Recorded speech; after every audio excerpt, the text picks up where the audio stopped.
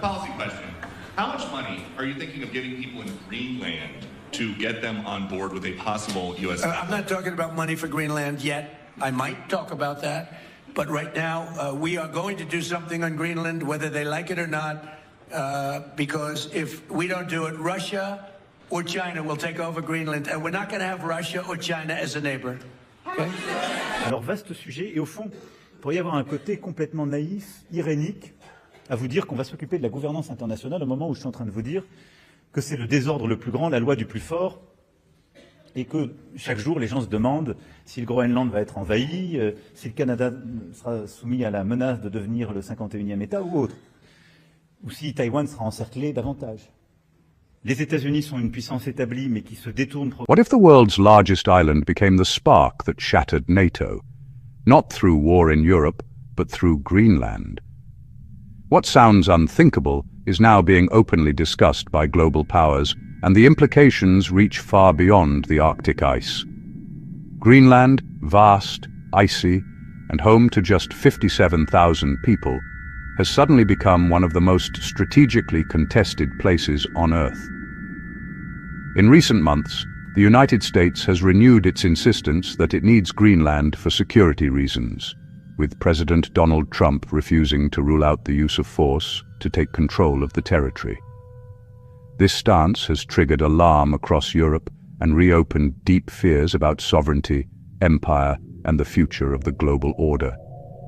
6 European allies, Britain, France, Germany, Italy, Poland, and Spain, have rallied behind Denmark, issuing a rare joint statement affirming that Greenland belongs to its people and that only Greenland and Denmark can decide its future. Their message was clear. Borders matter, sovereignty matters, and the rules-based international order must be upheld. Yet the situation has grown darker. Greenland is a semi-autonomous territory of Denmark, a fellow NATO member. If the United States were ever to use force against it, Danish Prime Minister Mette Frederiksen warned, it would effectively mark the end of NATO itself. Why? Because NATO is built on Article 5, the principle that an attack on one member is an attack on all. If the alliance's most powerful member violates that rule, the entire structure collapses. This controversy intensified after a shocking US military operation in Venezuela, where elite American forces seized President Nicolas Maduro and transported him to New York to face charges. Following the raid, Trump claimed the US would run Venezuela for an unspecified period and openly invoked the 1823 Monroe Doctrine, a policy asserting US dominance over the Western Hemisphere. Greenland, geographically part of that hemisphere, suddenly looked less secure. Soon after, social media posts from figures close to Trump showed Greenland draped in American flag colors with the word soon. Stephen Miller, a senior Trump aide, went further, declaring it the formal position of the US government that Greenland should become part of the United States. When asked whether force was an option, his response was chillingly vague. Nobody's going to fight the US over the future of Greenland. European leaders strongly disagreed. They emphasized that Arctic security must be handled collectively through NATO, not imposed unilaterally. Greenland's Prime Minister, Jens Frederik Nielsen, welcomed Europe's support and called for respectful dialogue grounded in international law and territorial integrity. But experts warn the danger is real. Analysts told Al Jazeera that a US annexation of Greenland would spell the effective death of NATO and hand Russia a strategic victory in Ukraine.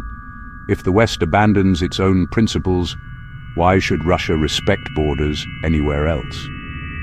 Political scientist John Mearsheimer described the scenario as a deadly 1-2 combination, Ukraine plus Greenland, that could reduce NATO to a shadow of itself. Others argue Europe is quietly preparing for a future rupture with the United States, even as it publicly tries to keep Washington engaged. The irony is striking. Denmark already allows the US extensive military access to Greenland under a 1953 treaty. The US operates the 𝒃𝒓𝒂𝒏𝒅 space base, a critical radar station for detecting missile threats from Russia. Militarily, Washington already has what it needs. So why Greenland? The answer lies beneath the ice. Greenland is rich in rare earth minerals essential for modern technology, green energy, and military systems. As Arctic ice melts, new shipping routes are opening, transforming the region into a future economic and military highway. Control of Greenland means control of Arctic access, resources, and power projection between North America, Europe, and Asia. Most Greenlanders, however, want none of this. While many support eventual independence from Denmark, polls show overwhelming opposition to becoming part of the United States. Inuit voices from 𝒂𝒊𝒊𝒐𝒏𝙚𝒍 describe the rhetoric as terrifying, being spoken about as territory to be claimed rather than a people with rights and history. This is not just a story about Greenland. It is a story about empire, power, and whether the world is sliding back into a might makes right era. What Germany's president warned could become a den of robbers, where powerful states take whatever they want. At 𝒄𝐽𝒂𝒄𝐻 History, we tell these stories because history is not just about the past. It's about patterns repeating in new forms. Support the mission by visiting the Africarized shop, www.africarized.kelvin.net. Discover Africa-inspired designs on apparel, home decor, and accessories. Wear history, display history, live history. If you found this video insightful, like it, share it, and help spread awareness. Because understanding history is the first step to resisting its darkest repetitions. Until next time, stay curious, stay informed, and keep questioning power.